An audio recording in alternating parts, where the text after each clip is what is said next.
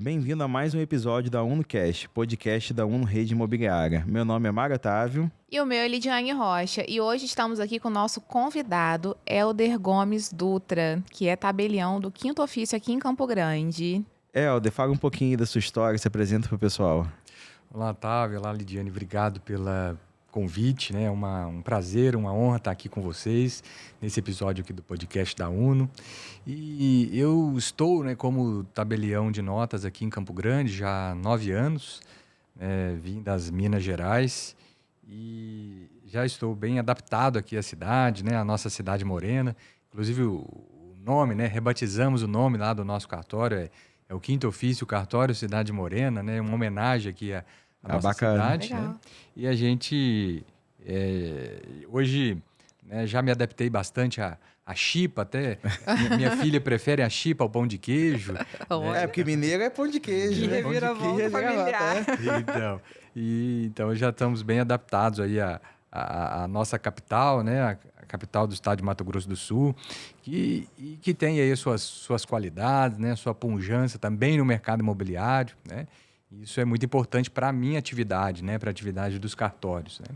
Os cartórios só funcionam bem, só são cartórios interessantes, onde tem um mercado imobiliário ativo, né, um mercado imobiliário que tenha lançamentos, né, que se desenvolva, que está em expansão. Né? E é o caso aqui da nossa cidade. Sim, a cidade é bem próxima e vai crescer ainda muito ainda nos próximos anos. Pelo menos essa é a pesquisa que a gente tem. Então, nós estamos no lugar certo. Você chegou um pouco antes, mas vai absorver bastante. Antes da gente entrar nas perguntas, Helder também escreveu um livro, né, Premissas para um Direito Sucessório Mínimo, que é uma pauta hoje que está bem, bem forte. Fala um pouquinho do livro antes da gente entrar aqui nas nossas perguntas. Aproveitar nesse momento. Sim.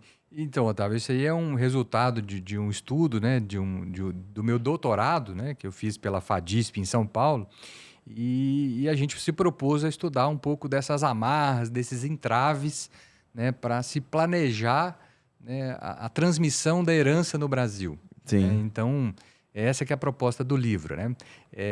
Estudar um pouco mecanismos, né, de se fazer essa transmissão da herança de modo seguro e mais econômico, né, com menos incidência de impostos. Hoje, um grande problema, não só no Brasil, mas também no Brasil, né, os impostos incidentes, né, nas transmissões imobiliárias. Nas transmissões intervivos, né, que a gente fala assim, no direito, que é compra e venda, mas também nas transmissões por transmissão de herança, seja doação, né, que é um ato gratuito, ou também a herança, que é um ato gratuito.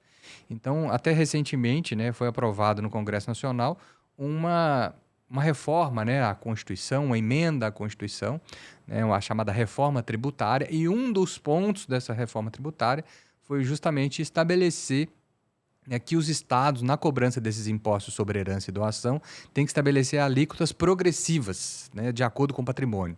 Aqui em Campo Grande, aqui no Mato Grosso do Sul, né, hoje a alíquota incidente, né, na transmissão da herança, no inventário, é 6% do patrimônio. Né? Na doação é 3%, né, então é mais barato doar em vida do que deixar para resolver depois. Sim. Né? Mas então a alíquota aqui é de 6%, né? Isso é importante ressaltar porque cada estado varia. No estado do Rio é 4%. Então... Sim. Então, ela vai variar, né? Em São Paulo é um alíquota, em Minas Gerais é outro alíquota, que é um imposto estadual. Sim. Mas essa reforma estabeleceu que essa alíquota tem que ser progressiva, ela não pode ser fixa. Né? Então, ela pode chegar, né, a percentuais superiores a isso. Né? A gente já tem estado, por exemplo, que a alíquota é de 8%. Né? Então, isso vai acontecer e torna ainda mais urgente a discussão, né, desse planejamento sucessório. Às vezes a pessoa lutou tanto a vida toda, né, para construir um patrimônio e depois ver esse patrimônio ser sensivelmente diminuído, né, porque ela não se planejou, porque ela não se organizou nessa transmissão desse patrimônio para os seus herdeiros. Sim. Aqui você fala um pouco sobre hold familiar? Sim, fala um pouco sobre a perspectiva da doação, né, que é a doação em vida, partilha em vida, fala sobre testamento, mas também fala sobre hold, né, que é um mecanismo, né, de transmissão patrimonial, né, bastante usado, né, ele não é a solução para todos Sim, os casos. cada caso é um caso, tem que ser estudado e analisado por um especialista antes. Então a gente vai ter que ter uma análise não só jurídica, mas também uma análise contábil, né? Uma análise fiscal. Então é importante ter um bom contador, né? Até para que seja feito cálculos, né? Dos custos que você vai ter para fazer a transmissão patrimonial para uma holding. E manter essa hold, né? Porque é uma empresa, Sim, você então, muda toda a composição do negócio. sim, você não deixa de ser, você às vezes deixou de ter um filho, né? E você passou a ter um sócio. Aham, justamente. E às vezes os problemas da família, eles não acabam, eles são levados para dentro da sociedade. Verdade, verdade. Então, talvez até se ampliam. Né? Então, tem que ter uma questão também de governança, né? Uma questão de governança corporativa, né? Uma análise um pouco mais aprofundada, a depender da estrutura patrimonial, né? Do volume patrimonial, do negócio que a família eventualmente se envolva, para que isso seja bem feito, né? Para que não se traga mais problemas, né? Sim, do que custos, soluções. né? Sim. Porque eu vejo muito pessoal falando de hold, mas a gente vai conversar, quantos imóveis tem?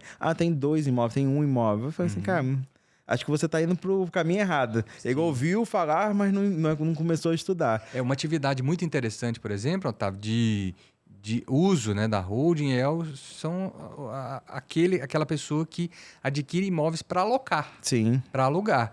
Ela tem uma carga tributária bem inferior se for comparado com a pessoa física. Né? Então, se você tem bens no seu nome, pessoa física, e aluga, né, você vai ter uma carga tributária no rendimento dessa alocação bem superior àquela que incide sobre uma pessoa jurídica, se você tiver uma empresa, se você tiver uma holding. Né? Lógico que isso é um exemplo simples, né? Que precisa ser melhor explorado, analisado. Sim. Não vai resolver também tendo um imóvel só. Né?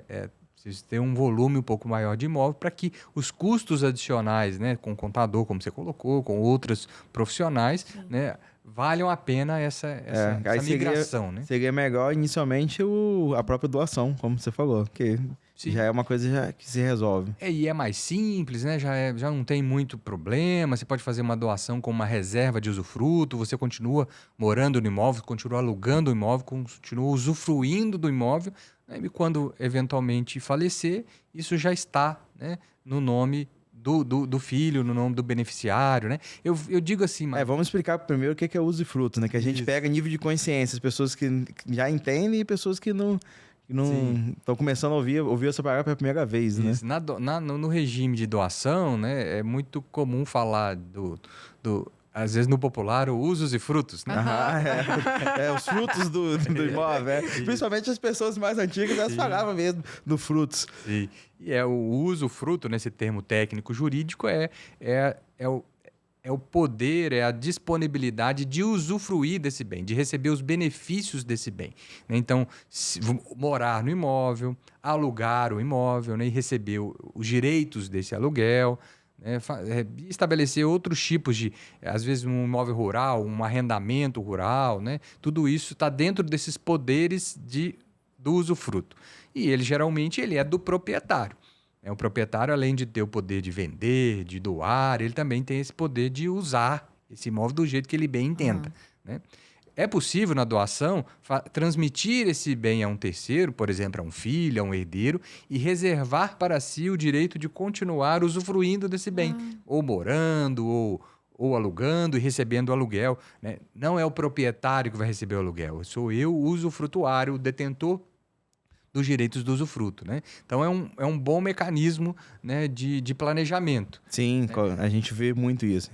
Depende muito, eu digo sempre que depende muito do perfil da pessoa, porque às vezes a pessoa não quer, ela quer manter a disponibilidade plena do imóvel. Porque quando você está nos usufrutos, você tem que trazer renúncia se você precisar vender esse imóvel. Sim. Só vai poder vender depois que vier o falecimento, né? Sim. Aí tem a baixa dos usufrutos, aí sim fica livre para os filhos, né? Para os herdeiros. Sim, e às vezes o proprietário, o patriarca, a matriarca, ele quer, durante a vida, decidir se ele quer manter, se ele quer vender, o que ele quer fazer com aquele bem. E a partir do momento que ele doou, ele perdeu um pouco desse poder, né? Porque ele transmitiu esse poder aos herdeiros, transmitiu esse poder aos filhos. Embora ele possa reservar para si esse uso do imóvel, mas a venda do imóvel, por exemplo, a doação do imóvel, ele já não tem mais. Sim. Nem o próprio filho tem também, que é bom falar. Ele não consegue vender enquanto o usufrutuário, né? Que é usufrutuário. Sim. E aí estiver vivo. Então, só se pedir a renúncia, que aí tem que pagar tudo abaixo, direitinho. Sim. Porque esse é um ponto bem importante. Que às vezes tem imóvel e as pessoas fazem usufruto, mas eu já vi isso acontecer. Mas não sabe o que poderia reverter, não pode. Então, é bom falar mesmo sobre isso. Com certeza. Pode falar, Guide. Qual o papel dos cartórios no Brasil, na sociedade, dentro da sociedade? Qual é o papel do cartório dentro da sociedade? E os cartórios só existem no Brasil? Isso acho que é uma pergunta bastante interessante, porque né, há uma fala geral, uma concepção geral, né, no Brasil de que os cartórios seriam uma herança maldita portuguesa, né? Aham. Que só existiriam no Brasil, que é próprio da burocracia brasileira. Né? Confesso que eu já falei isso algumas vezes, tá, né? Esse Dom Pedro, né? E eu acho que é importante desmistificar um pouco Sim. isso, né? De algum modo, o sistema notarial e registral, ele existe em todo mundo, né? Dentro de sistemas diferentes, né? Mas o sistema de notariado latino, que é o nosso, né? Ele atende hoje a 91 países no mundo, né? Com pequenas diferenças, mas o modelo é muito semelhante ao adotado aqui no Brasil. 2/3 da população mundial é atendido por esse modelo, pelo nosso modelo.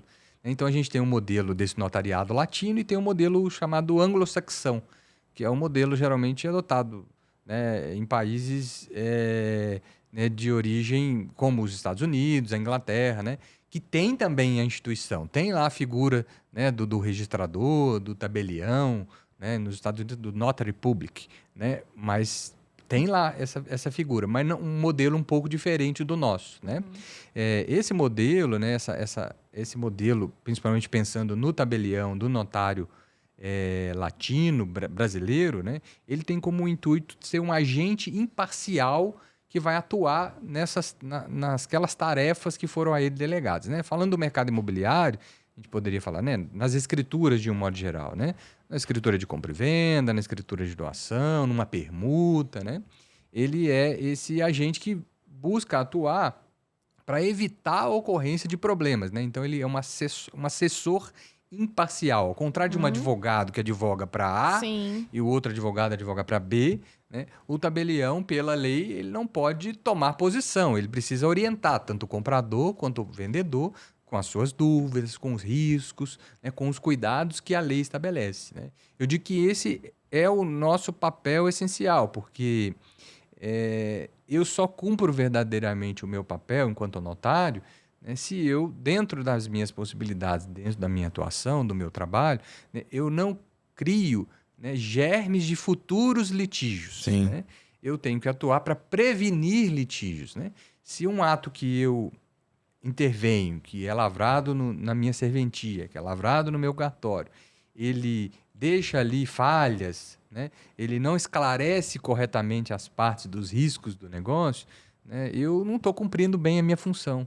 Né? Eu acabo levando isso, né, um problema para o judiciário. Né? Então, a gente pode dizer que no Brasil os cartórios são uma espécie de braço do judiciário. Né? E eu só cumpro bem a minha função se eu, dentro do trabalho que eu desenvolvo, né, se eu não gero problemas que vão depois aportar lá no judiciário, né? Sim, com certeza. Não, e vale a pena ressaltar que antigamente o cartório era passado de pai para filho, praticamente, né? E hoje você tem que prestar um concurso público. E isso faz o quê? Exige uma preparação maior. Então, eu vejo que os tabeliões como você, hoje são bem mais... Não que os outros não sejam, mas são bem mais preparados, porque eles tiveram que passar ali por uma sabatina ali, não é uma coisa fácil, né?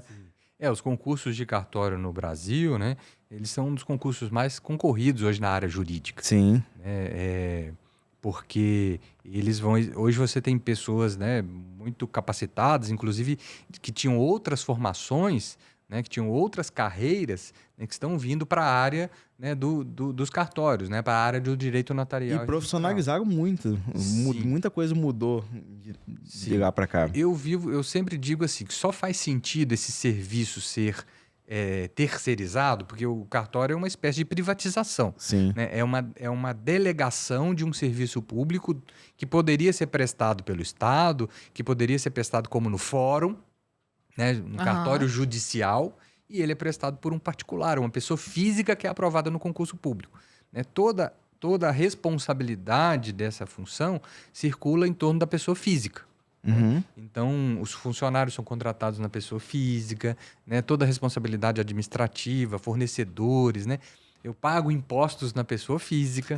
Isso foi até interessante. Eu sabia que a pessoa física fazia o concurso, mas eu achei que tinha uma PJ que seria responsável pelo cartório. Geralmente, Vai estar interessante. Geralmente a gente tem uma inscrição no CNPJ, mas só para fins de recolhimento de ISS, para fins de emissão de nota fiscal, né? Mas as obrigações efetivas, né, são feitas na pessoa física, né? Então, o que eu disse é o seguinte: nesse movimento de privatização, só faz sentido se for melhor prestado. Sim. Se for igual ou pior do que os serviços prestados, né, pelo poder público diretamente, né, não faz sentido. Sim. Então, é como se a gente estivesse numa estrada pedagiada, né? Eu não gosto de pagar o pedágio, mas se a estrada está bem cuidada, né, se está um tapete, como se pode dizer, né, se a gente tem uma estrutura, se tiver um problema ali com o carro, você consegue acionar, né, a emergência, você topa, é justo pagar, né? Eu penso a mesma coisa em relação à atividade dos cartórios, né? A gente precisa devolver para a sociedade um serviço melhor, porque infelizmente o serviço público no Brasil, de um modo geral, é muito mal avaliado. Sim. Né?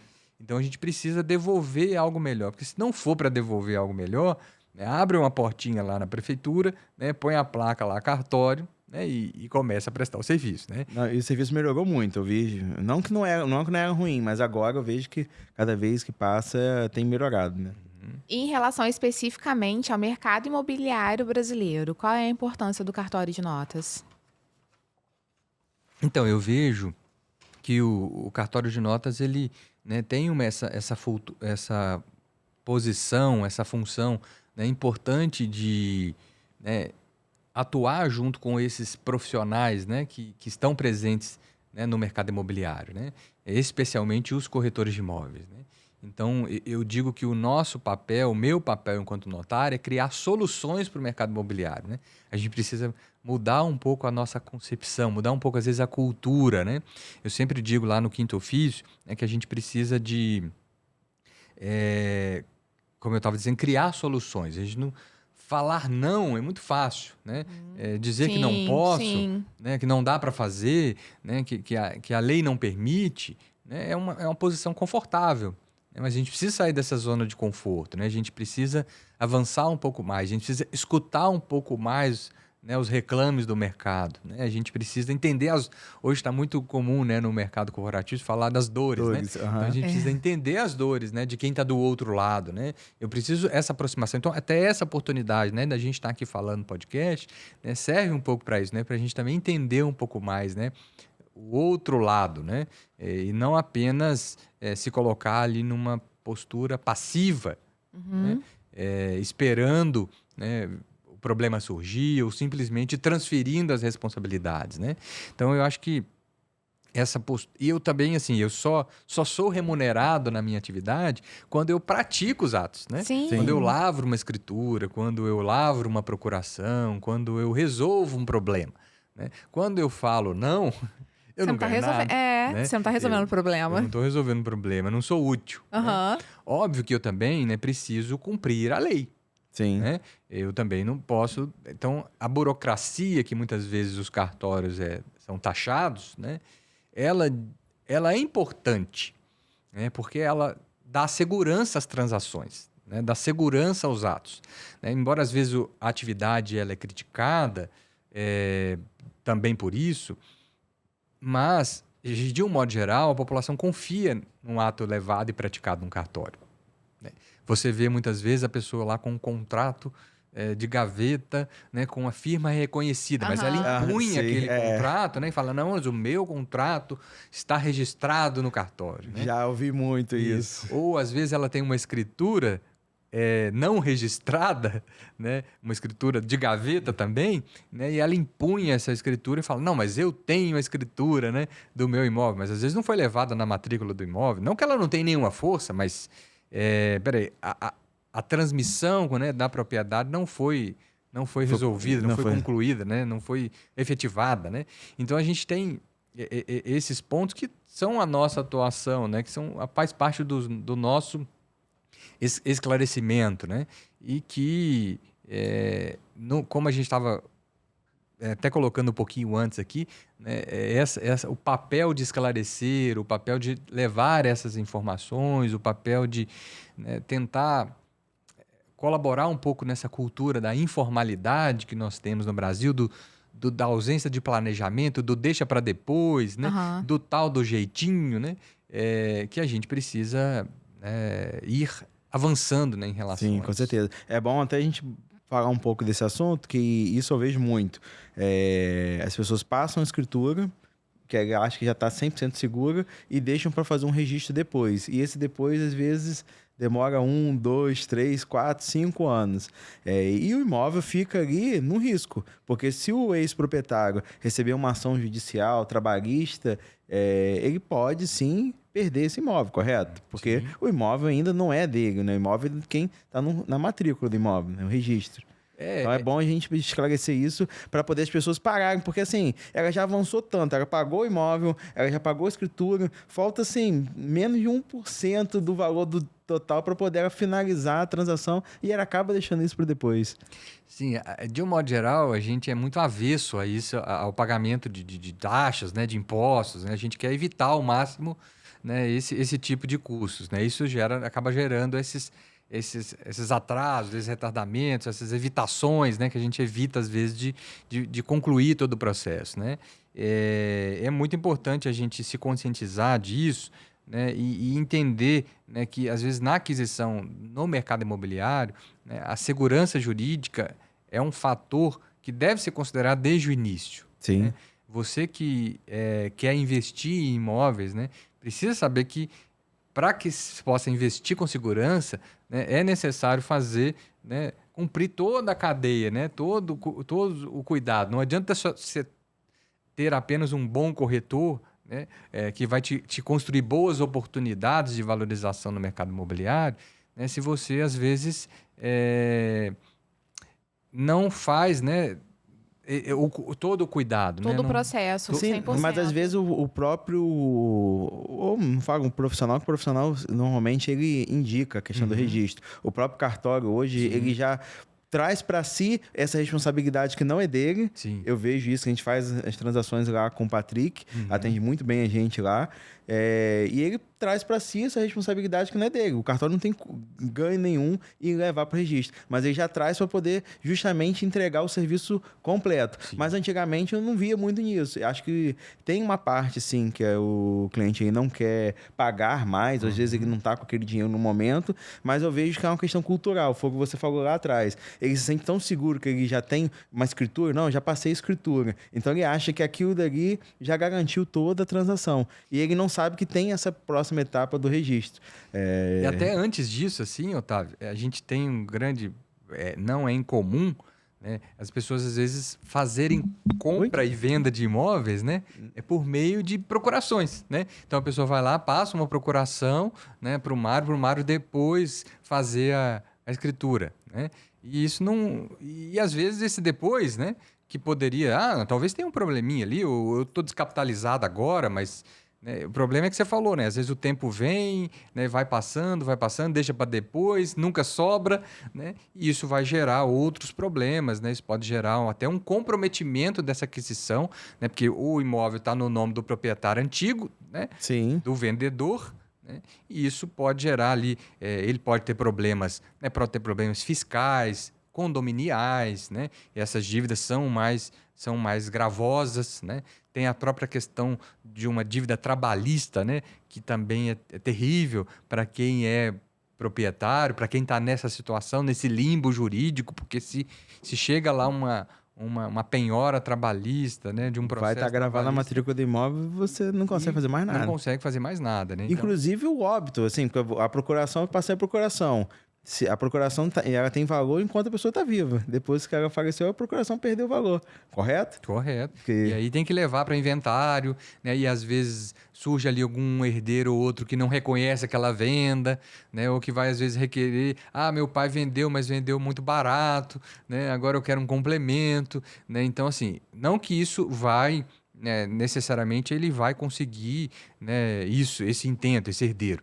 Mas vai te trazer problemas, você vai ter que Sim. contratar advogado, né? Você vai ter que ficar ali na justiça, né? Não é só uma questão de perda efetiva patrimonial, né? Porque às vezes a pessoa fala, mas eu comprei de boa fé e vou conseguir prevalecer o meu direito. Não, tudo bem, pode ser que sim, mas como diria minha mãe lá em Minas Gerais, né? Recebeu um oficial de justiça na porta, acabou os dias de vida da pessoa, né? Então, assim, enquanto não resolver o problema, muita gente, né? Ele vai perder o sono, ele vai ter que ir para médico, né? E vai ficar preocupado com isso. Então, não é, ele pode sim, né? Mais à frente, alguns anos depois, reconhecer o direito dele. Mas olha o problema. Sim. Né? Olha os custos, né? Que seria facilmente financeiros e emocionais. Com o registro da escritura. Isso é até importante, que uma coisa é você fazer uma procuração, porque às vezes você precisa, você pegou aquele imóvel de um negócio e você quer vender, então você quer diminuir um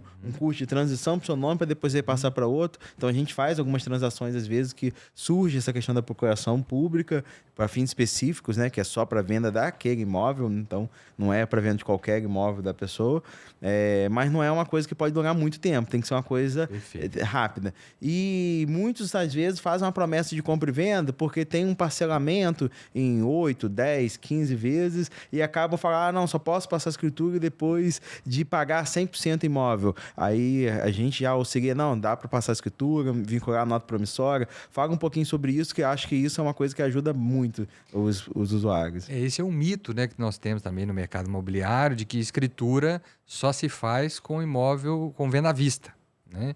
Então é possível, temos mecanismos, né, seguros também, né, para fazer a compra e venda, né, com parcelamento, né? É óbvio que na prática também são parcelamentos mais curtos. Mais curtos. Né? Não são parcelamentos de 10, 20, às vezes 30 anos, como as instituições financeiras fazem. Que aí você ganha alienação fiduciária, né? Sim, sim. E é possível também, né, mesmo em... particular. Entre particulares, mesmo na escritura, né, também estabelecer, né, essas garantias, né? Então, a própria alienação fiduciária, que é uma revenda do imóvel, né, para o credor. Então, a pessoa vai ficar lá na posse direta usando o imóvel, mas ela é como se ela revendesse o imóvel para o credor e ela só vai se tornar proprietária plena desse bem quando ela terminar de pagar, quando baixar ali o termo de quitação e baixar aquela garantia, né? A hipoteca também é um instrumento muito interessante. E ela ganhou força já no ano passado, teve uma reforma das garantias no Brasil, e ela hoje pode ser cobrada, no caso dela não ser paga, né, de inadimplemento, do mesmo modo que a alienação fiduciária. Uhum. Antigamente, para cobrar uma hipoteca, você tinha que entrar com processo na justiça, você tinha que fazer uma execução da hipoteca no judiciário. Né? Então, tinha que necessariamente lá contratar o advogado, entrar com processo na justiça, e aí, né, o prazo é outro, né? O tempo do judiciário é outro, não é muito o tempo nosso, nem o tempo do mercado imobiliário. E agora é possível, assim como na alienação fiduciária, né, fazer a execução da hipoteca também direto no cartório de registro de imóveis, né, direto no cartório do local do imóvel que está registrada a matrícula dele. Né? Então, isso também é um ganho de eficiência para o mercado e a gente já tem visto, eu já tenho percebido lá no cartório, várias transações que estão usando como garantia a hipoteca. Né? Mas com prazo mais longo. Sim, com prazo mais longo. Porque o prazo mais curto, normalmente, eu sempre confundo, mas que tem a nota promissória pro soluto e pro solvendo. Sim. Que uma acho que retorna ao estado anterior e a outra é só mais um título executivo, né? Isso, a nota promissória, né, ou o meio de pagamento, quando ele é pró-soluto, ele implica quitação. Né? Então, se ele implicou a quitação daquela obrigação, isso quer dizer que se tiver inadimplemento, você vai ter que cobrar só o dinheiro. Uhum. Você não retoma mais o imóvel. Sim. Né? O imóvel já foi transferido. Você tem uma dívida de dinheiro. Né? Você não tem mais uma dívida relacionada ao imóvel, vinculada ao imóvel. Quando ela é pró-solvendo, né, você mantém a possibilidade de retomada do bem. Né, de retomada do imóvel. Porque o próprio imóvel é a garantia da dívida. Sim, sim. Então, esse é um caminho. Hoje tem também, até nesses tipos de transação que eu queria acrescentar, né, uma ferramenta nova né, que veio também com essa reforma da lei de garantias, que é a chamada conta garantia ou conta notarial garantida, né? E ela aplica algumas situações específicas, mas que podem funcionar muito bem no mercado imobiliário. Às vezes você vai fazer uma aquisição e tem ali alguma pendência no imóvel, né? E o comprador ele fica desconfortável de fazer o pagamento enquanto aquela pendência não é solucionada. Às vezes ele tem interesse no imóvel, às vezes é um bom negócio para ele, às vezes ele quer aproveitar aquele negócio, mas ele fica um pouco desconfortável de pagar o preço todo, de já Sim, adiantar, acontece muito. porque tem uma pendência. Vamos imaginar, tem uma penhora lá no imóvel que o vendedor diz que já resolveu, né? Inclusive ele tem ali o termo de quitação, mas até às vezes você não tem 15, 20, 30 dias para aguardar, né, a baixa dessa penhora, né? É interessante finalizar aquele negócio naquele momento, né? Pode ser, eu dei o exemplo da penhora, mas pode ser assim, eu só gostaria de pagar... Às vezes é IPTU, às vezes é Condomínio. às vezes é uma ação judicial. Sim, uma indisponibilidade, né? Às vezes a pessoa assim, eu gostaria de pagar, mas só depois que a escritura tivesse efetivamente registrada no meu nome. Uhum. Né? Eu não quero pagar aqui na hora da escritura, que vai que surge algum problema aqui entre a escritura e o registro. Né? Sim. Então tem esse tipo de cuidado, às vezes, ou de preocupação no mercado imobiliário. Qual que é a ferramenta, né, desenvolvida pelo Colégio Notarial do Brasil? Que é essa conta garantia, né? Que é um instrumento similar que já existe pelo mercado financeiro, já existe fora do Brasil, que é a escrow account, né? Uma conta garantia. A pessoa vai no cartório de notas, o cartório de notas num sistema do Colégio Notarial, hoje ele é operado pelo Banco Safra, faz o cadastro nesse sistema e emite um boleto, né, do valor da transação. Então lá, R$1 milhão, né? O comprador vai pagar esse boleto, né, de R$1 milhão e esse dinheiro vai ficar lá na conta do Safra, né, depositado lá na conta do Safra até baixar a penhora, 15 dias, 20 dias, baixou a penhora, o cartório de notas, né, que lavrou a escritura, reconhece lá no sistema que aquela condição foi cumprida, e aí o Safra libera o dinheiro direto na conta do vendedor, do então proprietário, né?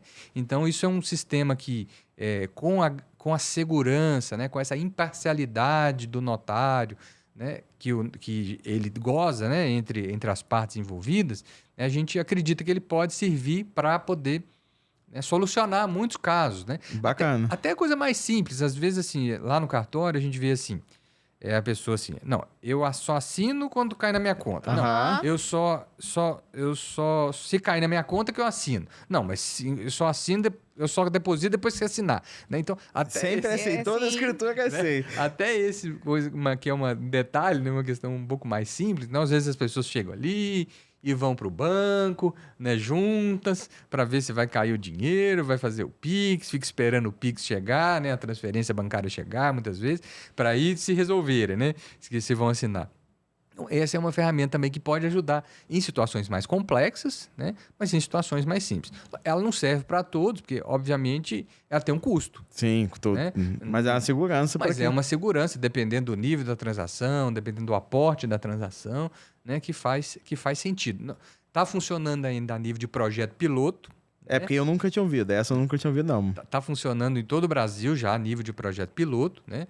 Alguns cartórios já lavraram. A gente está com um lá no gatilho para poder fazer, né? E a gente acredita que é uma solução que agrega valor para o mercado imobiliário. Eu também acredito. Agrega sim. Agrega sim. Porque às vezes acontece muito isso. Assim, lógico, hoje normalmente a gente sempre indica. As dívidas que aparecem são IPTU, que a pessoa sempre deixa ali acumular, e hoje é uma ação, uma coisa que não vai impedir o negócio. Então a gente sempre, condomínio, às vezes, está devendo, então a gente sempre ou já vincula na escritura o valor da dívida e que desconta ali, a pessoa paga depois, ou já emite o boleto para pagar na hora. Mas às vezes tem uma dívida que realmente você precisa de tempo, né, para ser resolvida, e acho que é um mecanismo que ajuda. Você já lava a escritura, já deixa o dinheiro ali, e o proprietário não fala assim, e se ele não me pagar? Não, já está em poder de um órgão ali que não tem como não pagar. Sim. Então, acho um bom mecanismo. Sim. É, E em relação às pessoas que compram imóvel com um contrato de gaveta, existe alguma solução? Ou então que moram em um imóvel durante muitos anos somente em posse do contrato de gaveta? que não tem documentação, esses imóveis irregulares, né? Vamos É botar difícil assim. de regularizar? Existe alguma solução para isso? Essa é uma. Infelizmente, essa é uma realidade no Brasil, né? Há um levantamento feito pelo governo federal, né, que ele é de 2019, que evidencia que pelo menos 50% dos imóveis no Brasil tem algum tipo de irregularidade, né? E que mais de 40 milhões de imóveis no Brasil não têm escrituras, né? Quer dizer, isso eles querem dizer assim, não estão no nome dos reais proprietários, né? Decorre ali daquilo que estava dizendo, né? Da busca por economizar, na busca da nossa informalidade, né? De sempre deixar para depois, né? A solução dos problemas, inclusive na aquisição. É como se a gente estivesse lidando com um dos bens mais valiosos que nós temos no Brasil, tão importante como é o patrimônio imobiliário, né? O PIB nacional, né? É muito importante o mercado imobiliário para o PIB nacional. A gente vê que em momentos de crise, né, o mercado imobiliário geralmente ele né, muito buscado. A gente viu na pandemia agora, né, de Covid-19, o quanto que se buscou o mercado imobiliário, quanto que o mercado imobiliário aqueceu, né? As pessoas saindo de investimentos um pouco mais agressivos, né, e buscando a solidez do mercado imobiliário, buscando os chamados bens de raiz, né, que são os imóveis, né? Dentro daquela ideia lá, quem compra terra não erra, né? E assim, hoje a gente tem mecanismos também, né, nos próprios cartórios, nos próprios sistema notarial e registral, de resolver, né, essas irregularidades, né? De solucionar uma questão de um contrato de gaveta. Às vezes a pessoa já comprou por contrato de gaveta e está lá, né, há 10, 15, 20 anos, né, de Morando posse daquele bem. Ou às vezes também a pessoa comprou por contrato de gaveta, pagou e na hora de outorgar a escritura sumiu o vendedor, né? Ou a empresa fechou, né? Era uma loteadora, a loteadora fechou, faliu, não acho mais os sócios, né? Então hoje, basicamente, a gente tem 2 instrumentos que passaram a ser feitos nos cartórios, né? Que é a adjudicação compulsória, que é justamente esse caso que antes era só feito no Poder Judiciário, que era justamente esse caso de obrigar o vendedor a outorgar a escritura diante do pagamento do preço. Então, isso agora pode ser feito num cartório de notas, né? Que é feita uma ata notarial, e esses documentos são apresentados depois ao registro de imóveis, que notifica ali os interessados, né? Acompanhado por um advogado, nesse caso, né? E faz o processo de transferência se não tiver nenhum tipo de impugnação, nenhum tipo de questionamento. E a mesma coisa acontece com o uso capião, né? Que é um outro, que é a chamada aquisição por uso, né? Por um determinado período no tempo, né? E hoje também é feito nos cartórios de registro de imóveis, né, com uma ata lavrada também no cartório de notas. Então, a gente vê assim que houve um ganho significativo de tempo, porque um processo, às vezes, de uso capião, que demora anos, às vezes até décadas, né, no processo, no Poder Judiciário, a gente consegue resolver em 9 meses, 1 ano, né, no cartório, né? Eu digo assim, ainda é muito tempo, né? Para quem trabalha no mercado imobiliário. Né? Mas é uma solução. Não, porque quando o Helder fala, porque muito, acho que o próprio divórcio, tudo você tinha que ir para a justiça. Uso capião você tinha que estar com o processo judicial, mas hoje o cartório ele tem muito dessas responsabilidades que tem encurtado acho que em 3, 5, até 10 vezes o tempo. Então, quando você fala 6 meses, 9 meses, mas era 9 anos. Então, você diminuiu bastante o tempo. Você tocou num tema interessante, né? Que é o que a gente chama do movimento da desjudicialização, né? Então, atribuições que antes eram específicas, né, do Poder Judiciário, que só poderiam ser resolvidas na Justiça, né, agora eles podem ser feitas também nos cartórios, né? Eu dei o exemplo do uso capião, da adjudicação, né? O Otávio falou ali do divórcio, do inventário, né? E o inventário é algo muito interessante mesmo, porque a gente vê, às vezes, nos centros das grandes cidades no Brasil, ou não necessariamente no centro, a gente vê em áreas até muito valorizadas, né? Geralmente a gente vê imóveis abandonados, né? Casas velhas, antigas ali abandonadas, ou carentes de reforma e tudo. Você pode pesquisar que, na grande maioria dos casos, você vai saber que aquele está em inventário. Né? Porque está em briga de herdeiros, né? A questão não foi solucionada, ou as pessoas não tinham dinheiro para pagar os impostos. Sim. Né? E os herdeiros não tinham recursos ali para pagar os impostos, né? Os custos dessa transmissão. Então, isso agora, né, desde 2007, por exemplo, né, já é possível fazer inventário em cartório. Né? Tem alguns requisitos. Né? Para fazer inventário em cartório, né, tem que ter acordo. Né? Não pode haver conflito, não pode haver litígio entre os herdeiros. Né? Esse é um primeiro requisito. O segundo, né, é que tem que ser acompanhado por um advogado, necessariamente. Né? Então, tem que contratar um advogado da confiança ali dos herdeiros. Pode ser um só, pode ser um para cada. Isso não tem reflexo. Né? E as partes, em regra, têm que ser maiores. Então, não pode ter menor de idade. Sim. E tem que ser capazes. Né? Quer dizer, eu não posso ter ninguém interditado, né? Ninguém que não tenha capaz de, por si, manifestar a vontade. Né? Mais recentemente, até em razão do sucesso, né, do inventário e do divórcio também nos cartórios, né? Agora, recentemente, o Conselho Nacional de Justiça editou uma norma, né, que permite que, mesmo tendo menor envolvido, herdeiro menor ou incapaz, é possível fazer também no cartório. Você não sabia também ainda não. É bem recente, tá? Coisa de 2 meses, né? Que a gente ainda está em processo de adaptação, né? E aí tem 2 requisitos adicionais. Imaginei. Isso. Primeiro, essa partilha, né, desses bens, ela tem que ser igualitária. Sim. Né? Então, ela tem que ser em frações ideais, quer dizer, todos os herdeiros têm que receber o mesmo percentual em todos os bens objeto do inventário. Né? Então, se eu tenho 2 apartamentos e eu tenho 2 filhos herdeiros, um maior e um menor, necessariamente eu não posso deixar um com um e um com o outro, mesmo que eles tenham valores muito próximos. Eles vão ter que ficar em condomínio nos 2.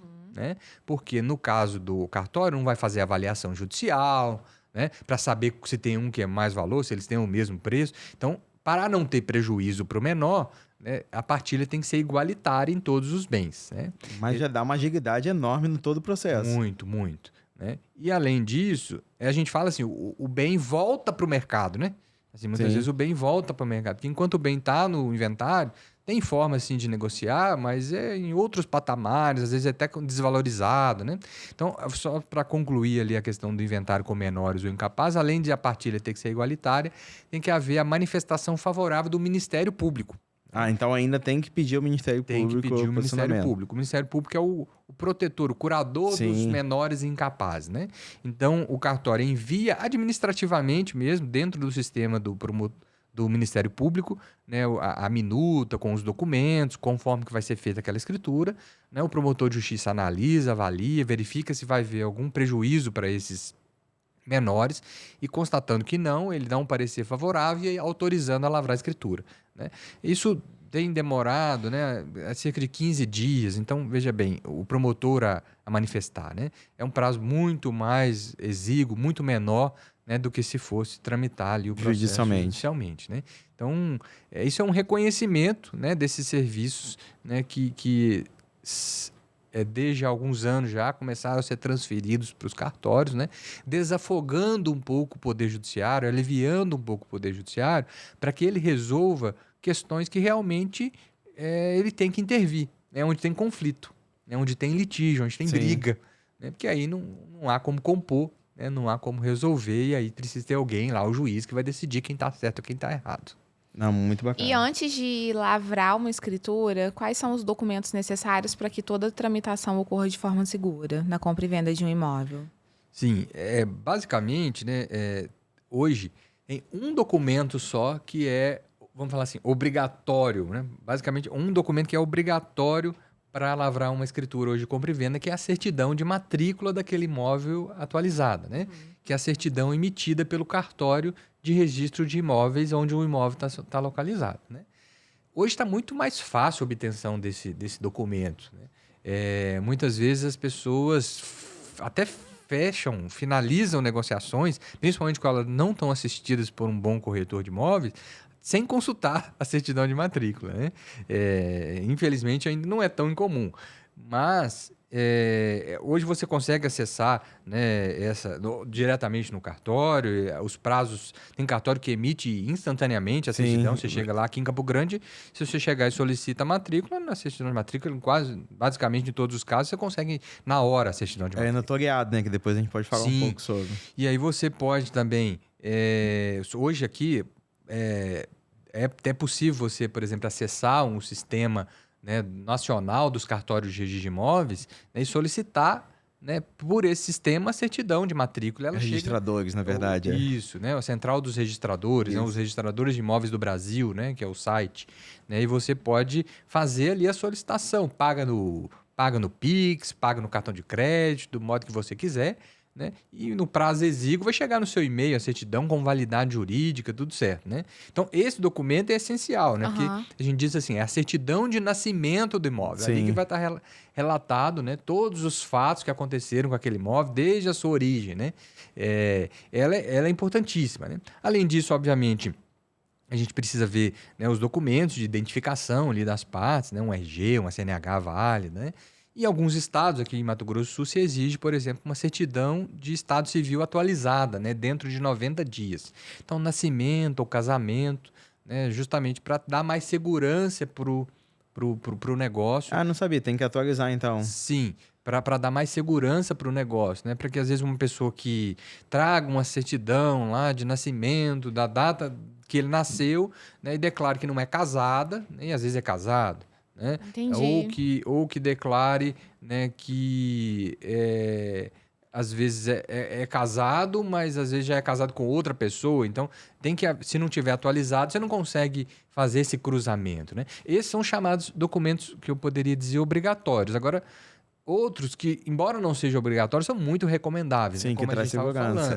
Que traz segurança. Né? Hoje, a legislação brasileira, ela quer trabalhar, né, dentro de uma ideia do princípio da concentração da matrícula. O que isso quer dizer? Se tem alguma coisa que vai afetar aquele imóvel ou aquele proprietário, essa informação tem que estar na matrícula. Se não tiver na matrícula, comprador, né, em tese, não seria responsabilizado por isso. Né? Então, ela quer simplificar. Sim. Vou comprar um imóvel, qual documento que eu preciso? Certidão de matrícula. Ah, mas eu olhei a certidão da matrícula, analisei, estudei e vi que não tinha nenhum ônus, não tinha nenhuma penhora, não tinha nenhuma informação do proprietário, o imóvel estava livre e desimpedido. Comprei. Né? Não posso ser mais responsabilizado por nada em relação a esse imóvel, né? Porque o cuidado que eu tinha que fazer era esse. Eu verifiquei. Hoje, né? Sim, mas na prática, assim, vamos falar assim, é um princípio, uma lei, né, que é a Lei 13.097 de 2015, que ela ainda não pegou tanto, né? Que a gente acaba exigindo, né, para a segurança do negócio, que outros cuidados, outros documentos sejam consultados, né? Então a gente já falou ali a certidão de débitos, né? De IPTU, da prefeitura, de débitos estaduais, de débito federal, né? Às vezes a pessoa deve uma contribuição previdenciária, tinha uma empresa, não pagou INSS, né? Isso tudo aparece nessas certidões, né? Às vezes tinha uma empresa, ficou com uma dívida de ICMS, né? Isso tudo aparece nessas certidões pessoais. Então, os débitos fiscais são muito importantes, porque os débitos do fisco são muito privilegiados. Sim. Né? Eles têm preferência em relação aos outros débitos. Então, a probabilidade daquilo te dar algum problema é significativa. Né? O outro, né, um outro cuidado, né, são processos judiciais. Né? Então, você fazer uma consulta, pelo menos no local do imóvel e no local que a pessoa, que é o vendedor, reside. Né? Porque às vezes eles podem residir, né? Pode ser diferente, né? A pessoa está vendendo um imóvel em Campo Grande, mas é do Rio de Janeiro. Né? Ele tem que tirar as certidões de Campo Grande e do Rio de Janeiro. Do Rio, né? É uma providência importante, né? Para que veja se a pessoa tem ali algum problema, tem ali algum processo judiciais que possa repercutir. Se ela não estaria vendendo esse imóvel justamente para não pagar aquele débito, para não pagar aquele credor, né? Então, esse é um cuidado. E, além disso, os processos trabalhistas, né? Que também da Justiça do Trabalho, que também é um cuidado redobrado, né? Que a gente tem que ter por causa, né, da forma que a Justiça do Trabalho vê essas relações, né? ela tem uma postura mais proativa para satisfação, né, do crédito do trabalhador, né? Então, é importante ver, né, também a existência de algum processo trabalhista, porque isso pode repercutir, né, e pode gerar responsabilidade para essa pessoa que está comprando esse imóvel, mesmo não estando informado lá na matrícula do imóvel. Sim, então, resumindo, porque agora é a hora que você entrega a sua idade, né?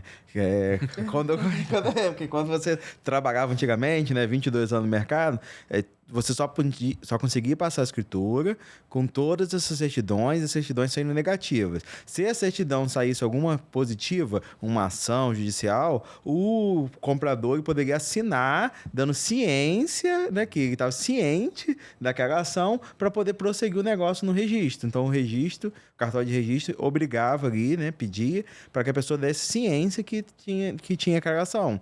Aí, se amanhã ou depois viesse a acontecer alguma coisa, o risco foi dele. Hoje você consegue abrir mão das certidões, você não precisa tirar, porque tem a lei da concentração da matrícula. Da concentração da matrícula. Só que é uma coisa que... Mas os riscos permanecem. Então, assim, é uma coisa que está evoluindo, mas ainda falta um pouco. Sim. Então, a gente sempre pede as certidões, sim, porque é uma segurança. Pode ser que amanhã depois, cara, tem uma ação que de 20 mil reais que não vai impedir, sim, mas a pessoa não quer dar ciência, porque mesmo que tenha, hoje você tem que dar ciência na certidão. Aí você olha e viu, isso daqui não vai impedir. Então, dá a ciência e... Não, na verdade, abre mão, né? E toca o negócio. Sim. Mas é só para poder deixar mais claro, né? Como você colocou, não é porque a pessoa tem um processo judicial que ela não possa vender o imóvel. Sim, depende do processo. Depende do processo, tem que analisar. Às vezes tem uma discussão lá, eu sempre gosto de me dar, tem uma discussão do eletrodoméstico nas Casas Bahia, né? Isso não vai impedir a pessoa de vender o imóvel. Não vai ter repercussão, provavelmente. Nós passamos uma escritura no seu cartório com o Patrick semana passada que tinha uma dívida de material de construção, um cheque, da época de cheque ainda, uma dívida de anos e anos que consta ainda na certidão da pessoa, mas... Lá no cartório, Otávio, a gente sempre orienta e sempre recomenda, inclusive a gente providencia todas essas certidões, né? Sim. Mas a gente acha que elas são imprescindíveis. Eu também acho que são. Elas não são obrigatórias, mas eu acho que elas são imprescindíveis, são muito importantes, né? E eu, como eu estava dizendo ali, né, que a gente vai atuar para dar segurança no negócio, né? Aí elas se tornam ainda mais importantes, né? Mas eu não tenho como obrigar, porque às vezes as pessoas chegam lá e falam, não, mas eu confio, não, mas não preocupa, né? Não tem como obrigar. Sim. Né? Eu tenho como orientar, né? Mas elas não são obrigatórias para fins de transmissão da propriedade. Elas são muito recomendáveis, né? Se você for analisar dentro da perspectiva do papel do corretor de imóveis, se você for olhar a responsabilidade dele administrativa, se ele tiver uma representação no CRES, por exemplo, né? Isso vai ajudar ele muito, né? Se ele tiver pedido essas certidões. A diligência, né? A diligência dele, né? E assim, às vezes acontece... Só para dar mais um exemplo para que você colocou, né? Como a gente solicita todas as certidões, já aconteceu lá a pessoa do proprietário, o vendedor, ter um débito de PVA.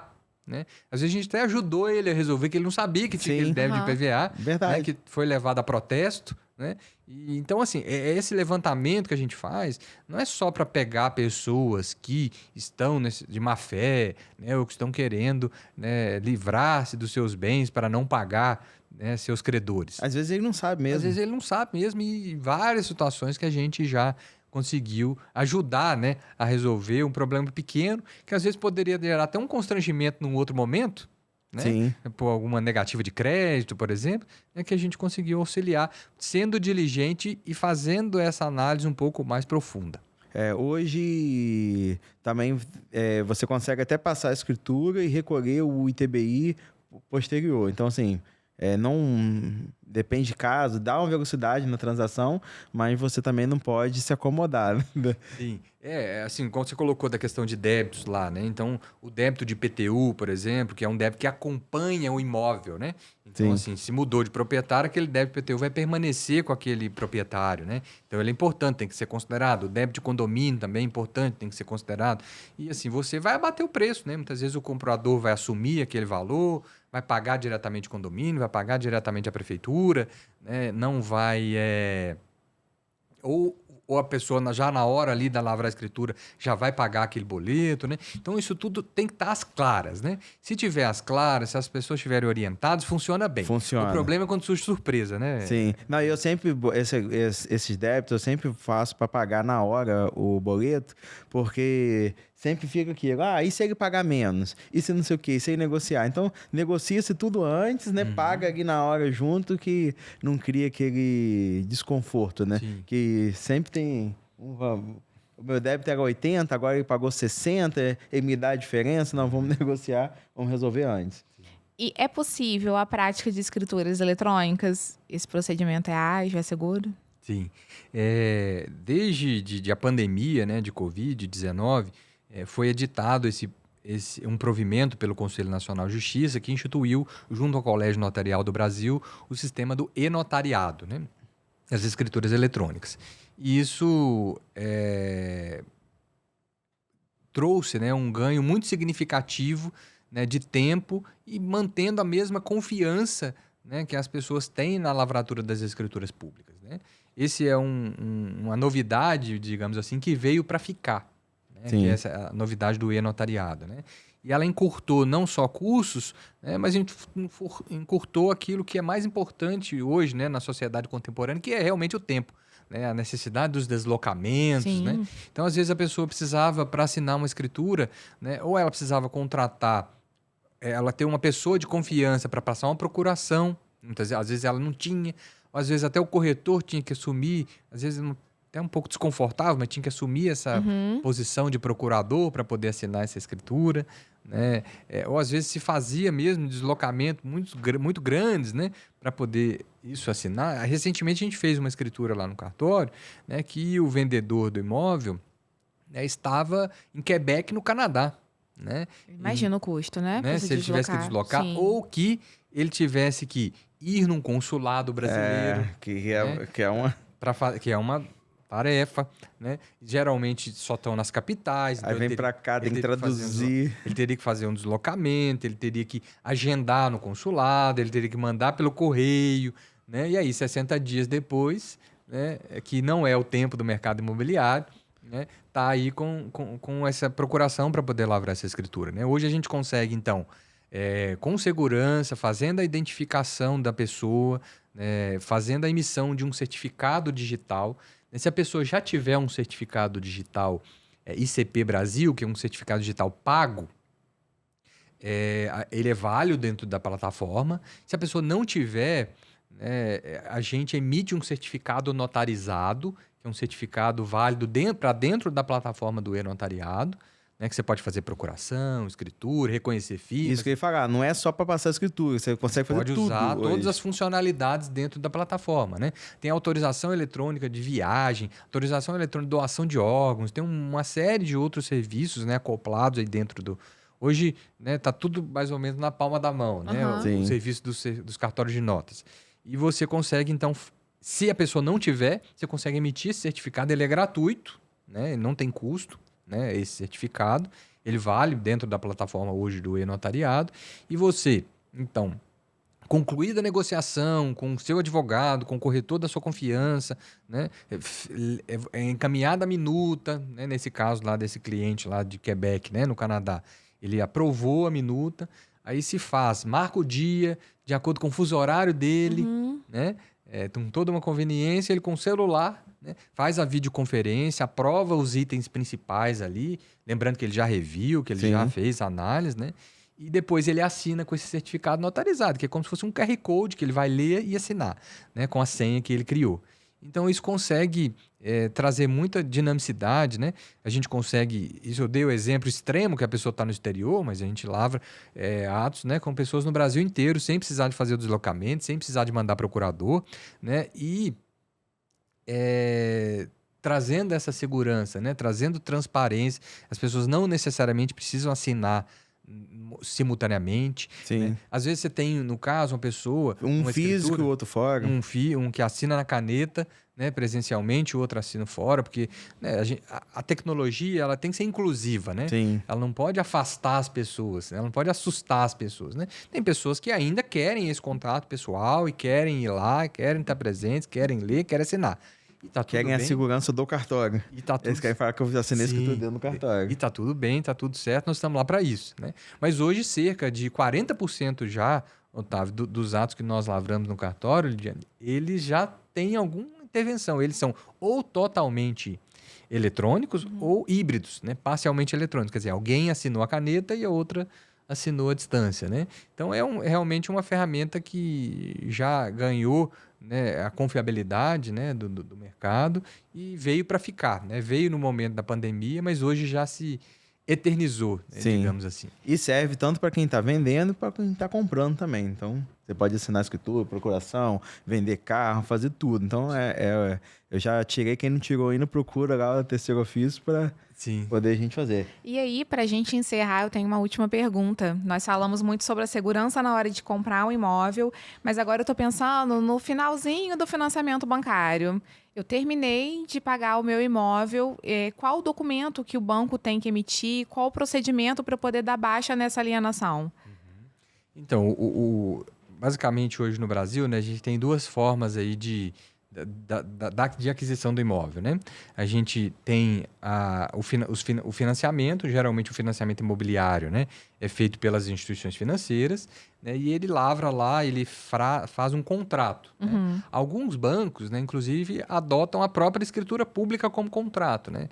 Então, por exemplo, o Banco Regional de Brasília, o BRB, né, trabalha com a gente e ele adota a confiabilidade da própria escritura pública. Então, ele faz o contrato de financiamento com alienação fiduciária por escritura pública. Uhum. Né?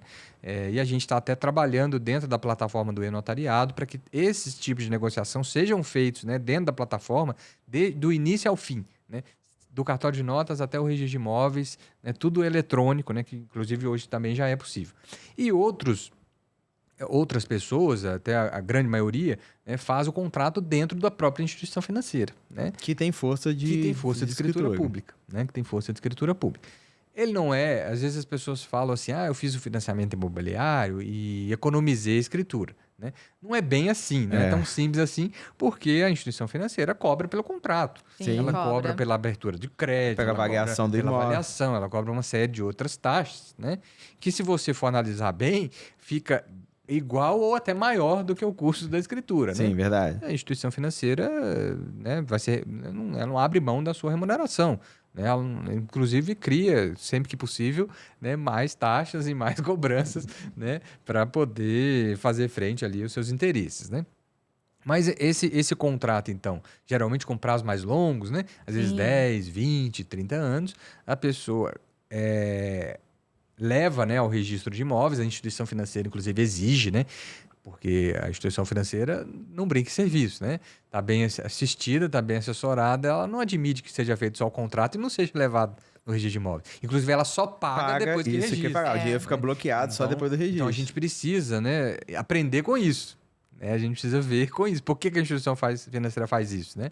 Justamente porque ela entende que só há efetiva transmissão da propriedade ou a constituição da garantia, né? No caso da garantia, da alienação fiduciária, com o registro lá na matrícula do imóvel.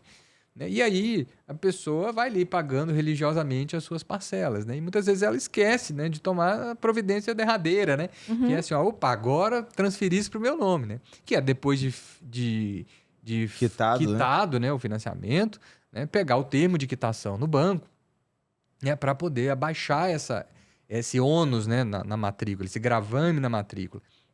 E às vezes ela fica segurando isso, achando que vai gastar uma fortuna, e é um valor barato, irrisório. né? Não é caro. Não é caro. Que vai inviabilizar essa averbação do termo de quitação para abaixar, né, essa garantia. Né? E é isso que vai garantir efetivamente a transferência da propriedade plena do imóvel para o nome daquela pessoa ali que ficou por tantos anos, né, fazendo aquele financiamento, e vai permitir que ela possa vender, que ela possa doar, né? E na hora de fazer o inventário, né, esse bem já esteja livre, né, para ser transmitido para os herdeiros. Porque, assim, às vezes demora muito com esse passar do tempo e além da ausência de providência no final do pagamento, né, isso pode gerar alguns entraves, né?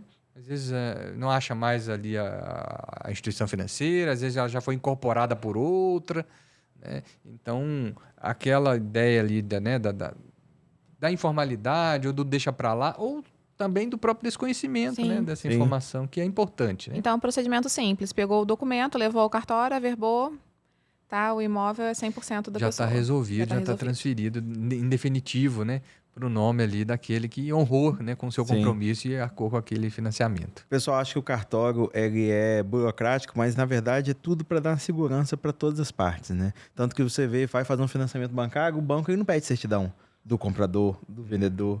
Ele pede a certidão do imóvel só para ver, para o engenheiro fazer a engenharia, a avaliação do imóvel, para saber se a área construída está averbada, está tudo direitinho. Mas é mais só para isso, porque ele deixa tudo responsabilidade do cartório de registro, né? Ver se a documentação pode ou não pode seguir, e ele só paga depois do registro, que é a garantia que o imóvel está alienado ao banco, né? Sim. Que o imóvel hoje já não é mais do antigo proprietário. Eu acho que assim, só para a gente já concluindo, né, a gente tem um grande problema que é a chamada burocracia burra.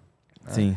Que são as duplas exigências, são as exigências em conta-gota. Então, você vai no cartório um dia, o cartório te pede aí um documento, aí você traz o documento, aí não, agora está faltando o B. Aí você leva o B. Não, agora está faltando o C e o D. Aí não há quem, né, Sim. quem resista. Mas né? a Gostei falta do de uma termo. assessoria, você consegue prever toda essa Com documentação certeza, antes com e tal. certeza, e Por isso que analisar. acha que é um valor, às vezes é uma corretagem desnecessária, mas ele já prepara, ele já faz toda essa diligência, né? É importantíssimo, viu, Pro Otávio? cliente. Estamos chegando mais no final aqui de um podcast. Primeiro eu quero agradecer a presença do Helder e as considerações finais aí. Eu que quero agradecer vocês pelo convite. Foi uma hora aí de bate-papo, né, muito agradável. Espero que a gente tenha levado algumas informações úteis, né, para os nossos ouvintes, para os ouvintes aqui do podcast de vocês. E eu fico à disposição lá no cartório, no Quinto Ofício, no cartório Cidade Morena. Agradecer vocês aí pela confiança lá no nosso trabalho. E dizer que a gente permanece à disposição, buscando sempre aprender, né, com o outro lado, né, com o outro lado do mercado, que é quem efetivamente faz, né, a roda girar, né, e a gente precisa desse meu lado, né, fazer com que a roda gire, não que ela Sim. fique quadrada, né? Sim. Então esse é o nosso papel. Espero que vocês tenham gostado. Não deixem de enriquecer todo esse nosso diálogo. Conta pra gente aqui nos comentários se você já teve alguma experiência em cartório, quais são suas dúvidas, suas perguntas, pra gente enriquecer e distribuir melhor esse conhecimento. A gente se vê no próximo UnoCast. E não se esqueça de que o seu próximo imóvel já está na Uno Rede Imobiliária.